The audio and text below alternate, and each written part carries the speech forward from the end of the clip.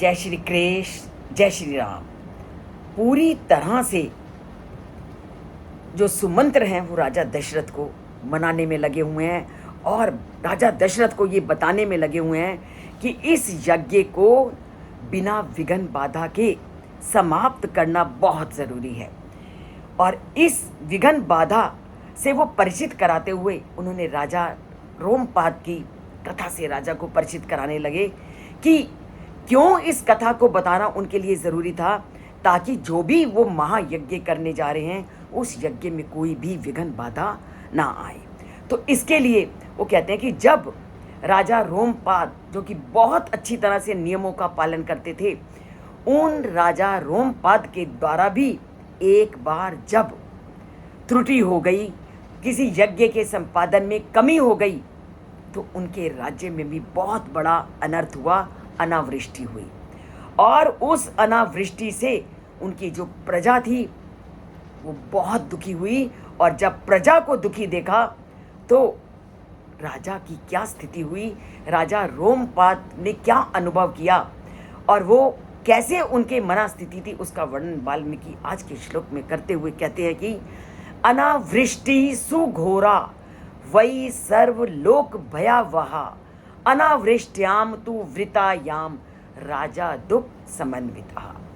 अब जब किसी कारणवश राजा के राज्य में वर्षा नहीं हुई, जब राजा वर्षा ना होने के कारण उस राज्य में भीषण अकाल पड़ गया, तो पूरी प्रजा भयभीत और कष्ट का अनुभव करने लगी। अपनी प्रजा को जब राजा रोमपाद ने इस दयनीय स्थिति में देखा तो राजा भी बहुत दुखी हुए। तो इस श्लोक में अंग देश में पड़े भीषण अकाल का वर्णन किया है कि वर्षा ना होने के कारण भयंकर सूखा उत्पन्न हो गया। और ये सूखा इतना भयंकर था कि राजा की संपूर्ण प्रजा भय और कष्ट से गिर गई, खेत सूख गई, अन्न और जल का सब जगह अभाव हो गया और जनजीवन संकट में पड़ गया।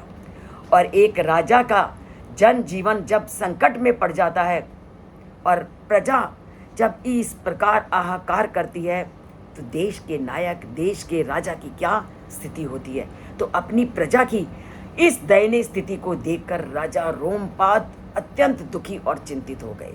उन्हें ये अनुभव हुआ कि राज्य की इस विपत्ति का समाधान उन्हें जल्दी से जल्दी करना है। तो ये श्लोक हमें बताता है कि जब प्राकृतिक आपदाएं सारे समाज को प्रभावित करती हैं और एक आदर्श शासक अपनी प्रजा के सुख दुख को अपना सुख दुख मानता है और संकट की घड़ी में उसके समाधान के लिए वो हमेशा प्रयत्न करता है। साथ ही वो ये श्लोक हमें बताता है कि धर्म और कर्तव्य के पालन से ही समाज में सुख, शांति और समृद्धि बनी रहती है।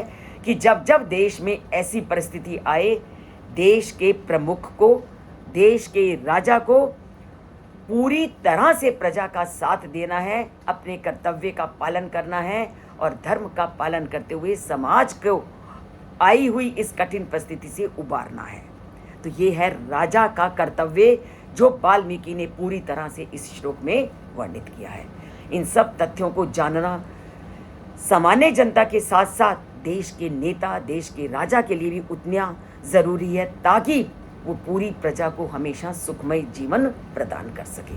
सब बातों को जानिए, जुड़िए चैनल से, सब्सक्राइब कीजिए और लाइक का बटन दबाइए और राम जी से नाता जोड़िए। जीवन को राममय, आनंदमय बनाइए और जीवन को सुखमय बनाइए।